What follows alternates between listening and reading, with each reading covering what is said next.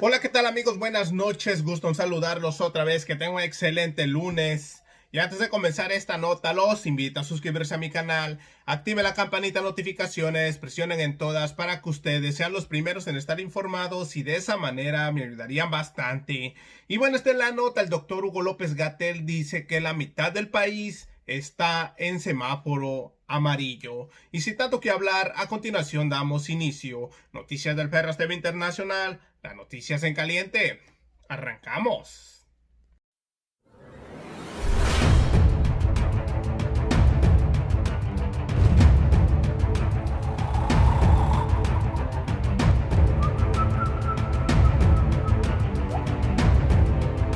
Así es, mis aferrados a un México mejor. Hoy estamos a 31 de agosto del año 2020 y aquí estamos nuevamente con otra nota más. Bienvenidos a su canal. Y bueno, el doctor Gatell dice que la mitad del país está en semáforo amarillo, pero eso no quiere decir que la pandemia ha terminado. Y ahí no quedó todo. También habló de la sana distancia y del cubrebocas, que no es una forma efectiva. Y sin tanto que hablar, a continuación les presento el video. Acompáñenme. Coordinador General Médico del Instituto de Salud para el Bienestar, Demián. Demián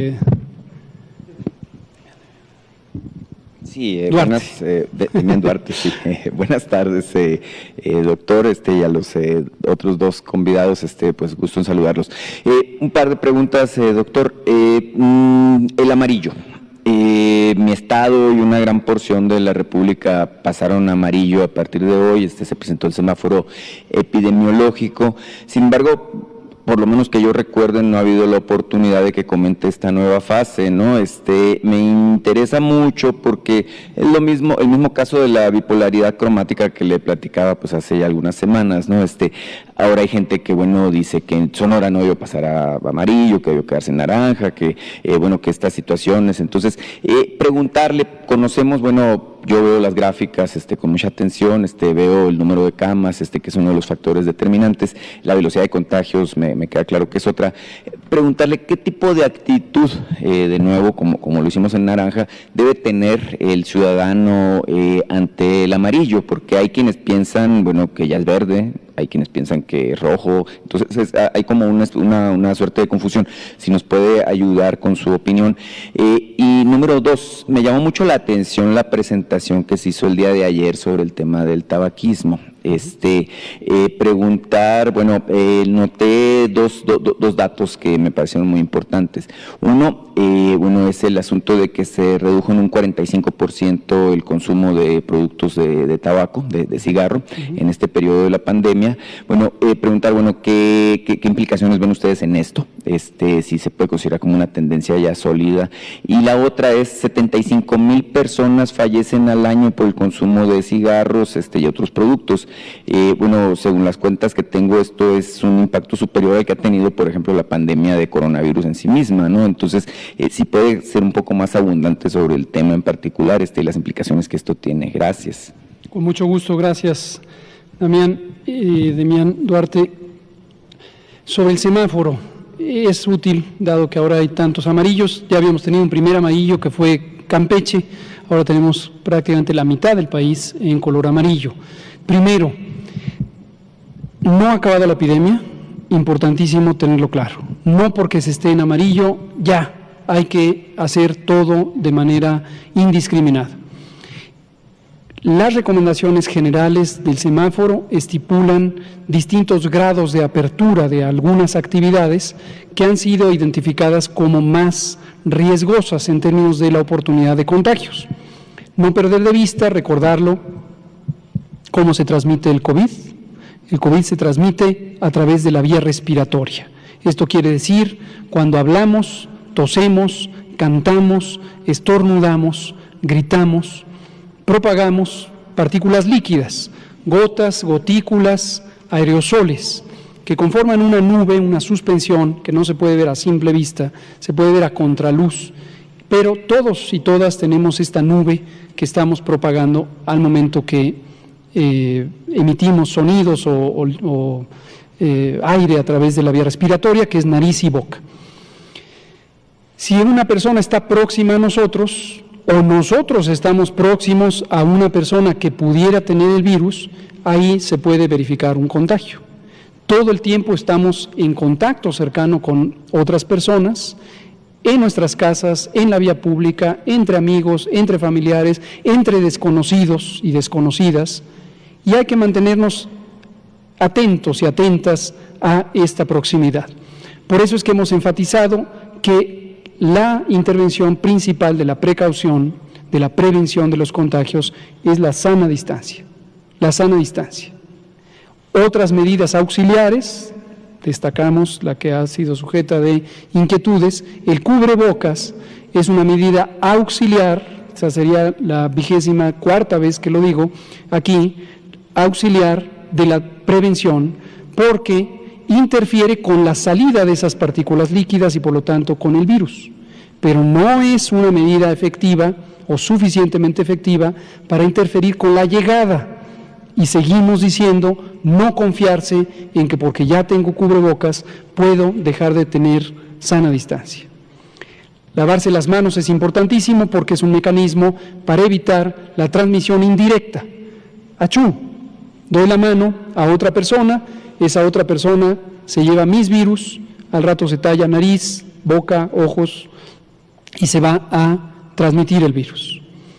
Si una persona tiene síntomas de COVID, fiebre, tos, dolor de cabeza, dolor de garganta, malestar general, pérdida del olfato, pérdida del gusto, diarrea, entre otros síntomas, que no salga de casa, que no se acerque a sus familiares, que alerte a sus familiares que tiene esta situación y que busque una pronta atención médica, sobre todo si es una persona mayor de 60 años o con enfermedades crónicas ampliamente mencionadas en esta conferencia. En general, estas medidas contribuirán a disminuir los contagios. Regresando al semáforo, hemos identificado los 4 colores, que son distintos grados o distintos niveles de riesgo de transmisión. El rojo le hemos denominado refugio, porque implica que hay que estar refugiados durante todo el tiempo la mayor cantidad de personas. Para lograrlo se suspenden o se han suspendido temporalmente trabajos, escuelas y el acceso a sitios públicos de recreación.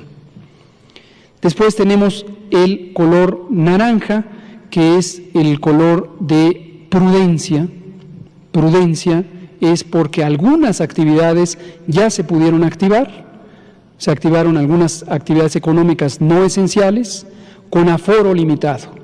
Es decir, si un cine tendría 100 butacas, solo pueden estar abiertas 50 butacas y tienen que estar en una diferencia de distancia que permita la sana distancia. Este es un ejemplo, pero lo mismo ocurre en restaurantes y varios otros. Algunas actividades son de mayor riesgo porque implican la proximidad entre personas. Por ejemplo, los masajes, la realización de masajes o la peluquería implican una proximidad mayor y por eso se han diferido en sus aforos hacia otros niveles más bajos del riesgo. No detallo cada uno de ellos, pero en conferencias previas estuvimos enfatizando y sigue vigente la recomendación de los tipos de actividad. Por ejemplo, los bares. Los bares están hasta el final. ¿Por qué razón? Porque el tipo de convivencia que puede ocurrir en un bar es diferente a la que puede ocurrir en un restaurante. Implica mayor proximidad, implica quizá el consumo de bebidas que pueden disminuir la percepción de alerta o la percepción de riesgo. El amarillo ya es el color de la esperanza y le llamamos así para indicar que solo aparece el amarillo cuando tenemos una constatación continua, en este momento ya por 5 semanas, en 30 de las entidades federativas, son 32, por lo tanto es casi todo el país, excepto 2, en donde tenemos al menos 2 semanas continuas de reducción, en la mayoría más de 7 semanas continuas de reducción de los contagios. Cuando decimos reducción de los contagios es porque lo verificamos a través de el número diario de casos nuevos, el número diario de hospitalizaciones, el número diario de muy lamentables defunciones. Y en general, los egresos de la hospitalización por recuperación superan a los ingresos. Entonces empiezan a desocupar los hospitales. Y al final está Aurora, el color verde, que todavía no ha llegado a ninguna entidad federativa. Y cuando llegue, uno de los cambios más importantes será la posibilidad de activar las rutinas escolares, de reiniciar las rutinas escolares. Entonces, en resumen, este es el repertorio de los colores. Los colores significan niveles de riesgo. La epidemia no ha acabado. Usted en su localidad todavía va a identificar anécdotas, referencias o vivencias de nuevos casos, pero eso no quiere decir que la tendencia general de la epidemia no esté, como lo está, en reducción, y hay que ir activando la vida pública conforme disminuye el riesgo.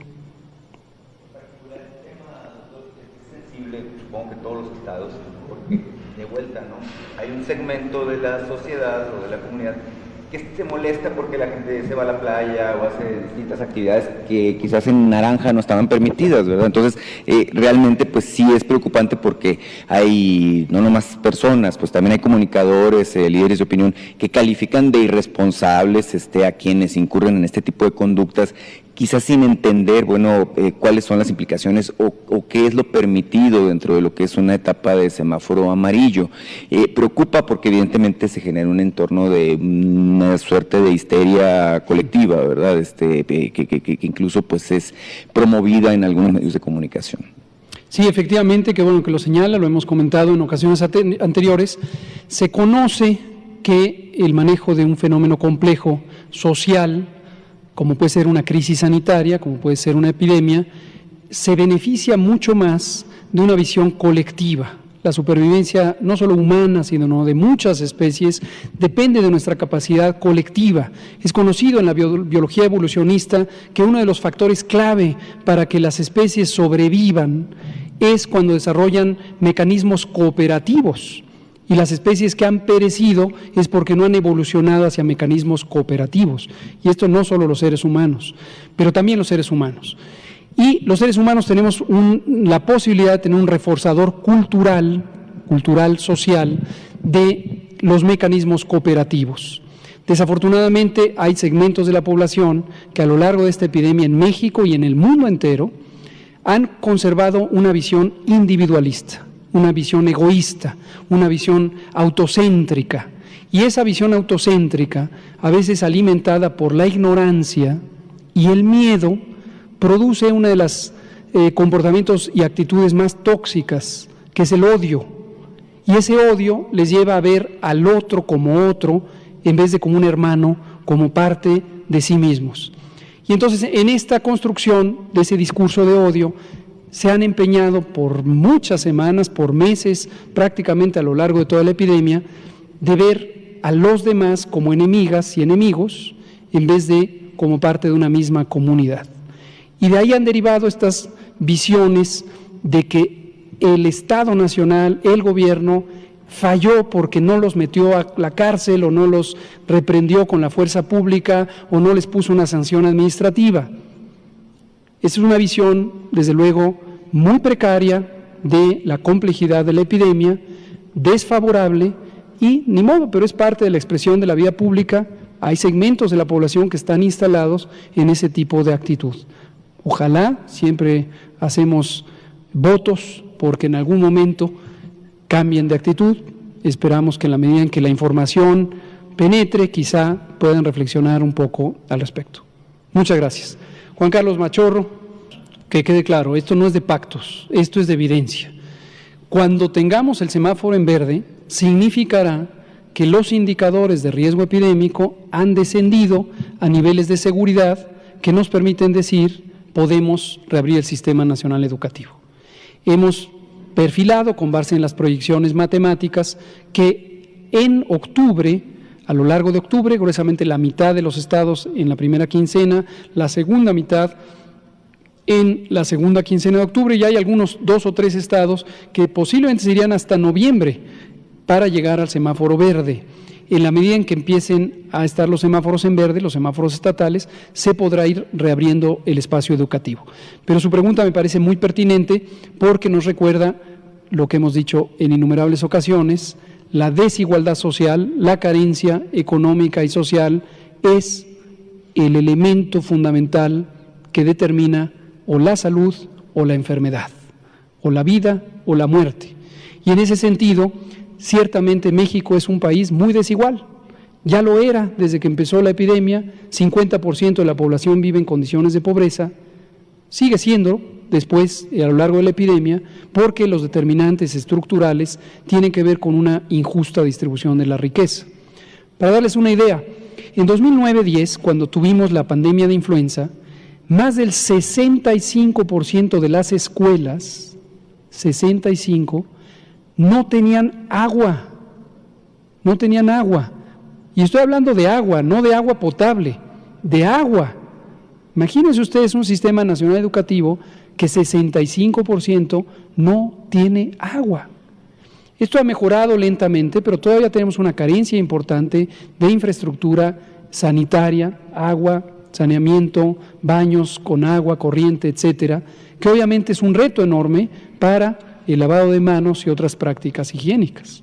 Entonces, ciertamente, no conozco este elemento, lo voy a buscar con interés, que señala sobre las declaraciones de la OMS, asumo recientes al respecto, pero es un reto importante. Entonces, la opinión es, uno, no funciona esto bajo promesas de fechas, nadie se queda con esa expectativa, se hace una evaluación dinámica, en el momento en que tengamos semáforos verdes, existirá la oportunidad de abrir el sistema educativo nacional, y el secretario Moctezuma Barragán y el Consejo Nacional Educativo han estado tomando medidas para planear ese retorno en una forma segura para paliar las carencias con algunos elementos, por ejemplo, el transporte de agua mediante bidones y donde no dar una provisión de alcohol gel, etcétera. Son mecanismos de mitigación de la desigualdad social. Gracias, Otilia Carvajal, del diario La Razón. Efectivamente, este es un tema. La más reciente conversación que tuvimos al respecto ocurrió esta mañana en el gabinete del doctor Alcocer, pero la llevamos teniendo desde hace 3 semanas. En el mundo entero no se ha definido un modo general de actuar y cada país está buscando su modo y lo conversamos también entre países. Básicamente, como usted correctamente señala, clínicamente la influenza, clínicamente se refiere a cómo se presenta en las personas la enfermedad, qué síntomas tiene, qué signos clínicos tiene. Y es muy parecida la influenza a COVID, fiebre, tos, dolor de garganta, dolor de cabeza, inicio súbito, dolor corporal de músculos y huesos, pérdida del olfato, entre otros, diarrea incluso. Y a veces es difícil distinguir solamente con bases clínicas, es decir, el interrogatorio, la exploración física, una persona que tenga influenza de una persona que tenga COVID o incluso una persona que tenga otras infecciones respiratorias.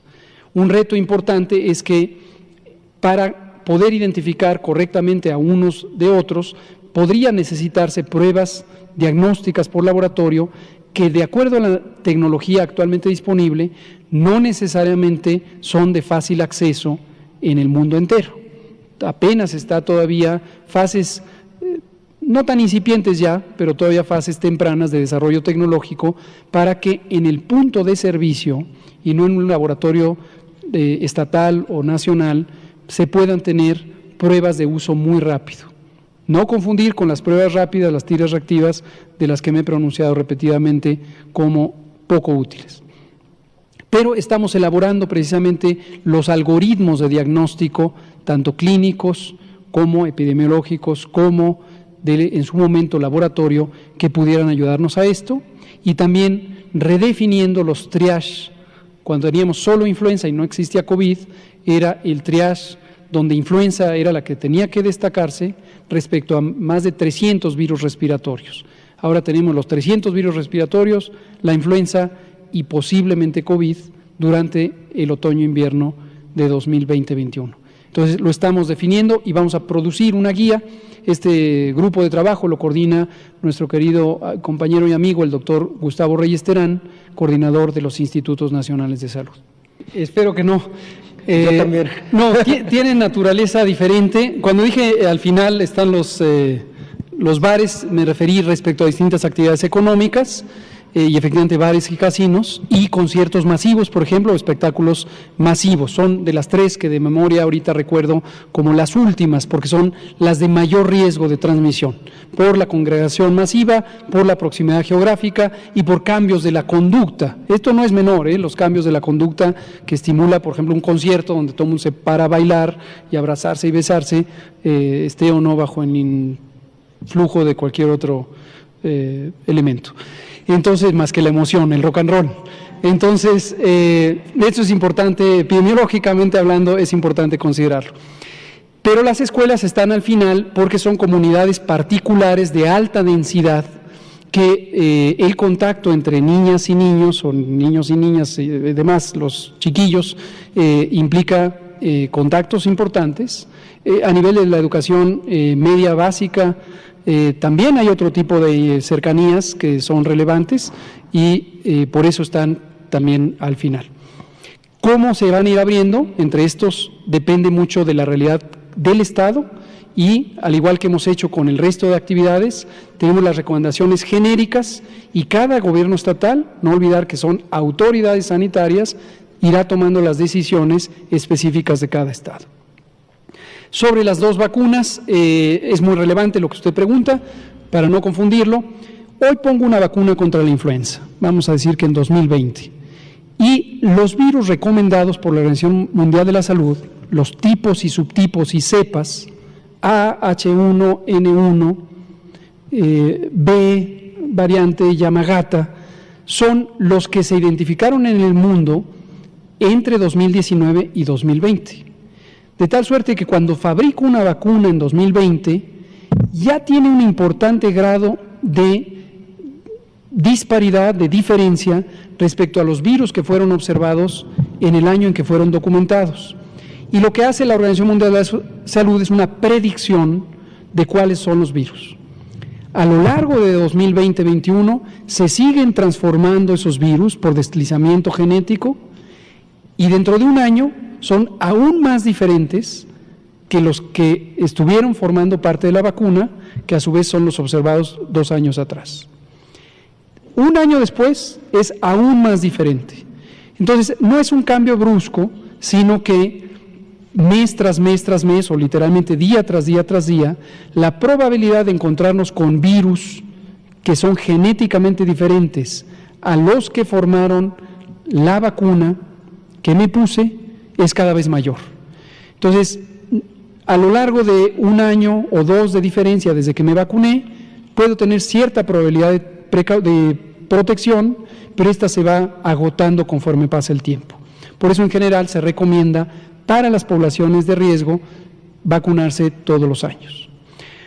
Plan o política nacional de vacunación contra COVID, la vamos a ir informando. Hoy mismo tenemos a las 8 la reunión con el presidente para informarle el avance general.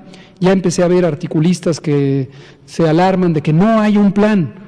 En ninguna parte del mundo hay un plan terminado. Todos los países estamos trabajando sobre los planes. ¿Cuál es la razón fundamental de que no se puede cerrar el plan? Que ninguna vacuna, ninguna de las 143 candidatos, hay 8 o 10 que están en avanzadas fases de investigación clínica, pero ninguna ha producido los resultados sobre su seguridad, su calidad y su eficacia. Requisitos para poder entender el perfil tanto de seguridad como de eficacia que determina el uso de la vacuna. No todas las vacunas se usan, como lo dije hace rato, con un carácter universal para proteger a la población de la transmisión del virus. Cuando la eficacia es limitada, como es un ejemplo el de la influenza, es absurdo, está fuera de lugar en términos técnicos y científicos, pensar en poner de manera masiva como si el objetivo fuera interrumpir la transmisión, porque no lo va a lograr. Hay países que ponen ampliamente, de manera casi universal, vacuna contra influenza, pero se sigue transmitiendo todos los años desde hace milenios y seguirá ocurriendo. La tercera parte de las poblaciones mundiales, en cada país y en el conjunto, todos los años se infecta del virus influenza. 10% de ella presenta enfermedad, 5 a 10% de ellos tienen enfermedad grave y un porcentaje que va entre 0.5 y 2% de las personas que tienen enfermedad grave pueden tener mortalidad, muerte producida por influenza. Por eso en México mueren cada año cerca de 30,000 personas por influenza desde hace mucho tiempo. Muchas gracias. Son las 20:04. Aquí terminamos y nos vemos mañana por la tarde y seguimos platicando sobre esto. Muchas gracias. Así es, mis aferrados, como terminaron de ver el video del doctor Hugo López-Gatell, tunde a los gobiernos prianistas y dice, cuando en el 2009 estaba la influenza, más del 65% de las escuelas no tenían agua y esto ha ido mejorando lentamente. Y bueno, amigos, hasta aquí llegamos con otra nota más. Recuerden, si no se han suscrito a mi canal, suscríbase. Es totalmente gratis, no tiene ningún costo. Compartan este video para que siga llegando a muchas más personas y formen parte de esta hermosa familia Ferraz TV. Regálenme un like, nos vemos en la siguiente noticia. Su amigo y servidor, Noticias del Ferraz TV Internacional, las noticias en caliente. Gracias, buenas noches, que tengan un excelente lunes. Nos vemos mañana, cuídense. Suelta la cumbia, Ferraz.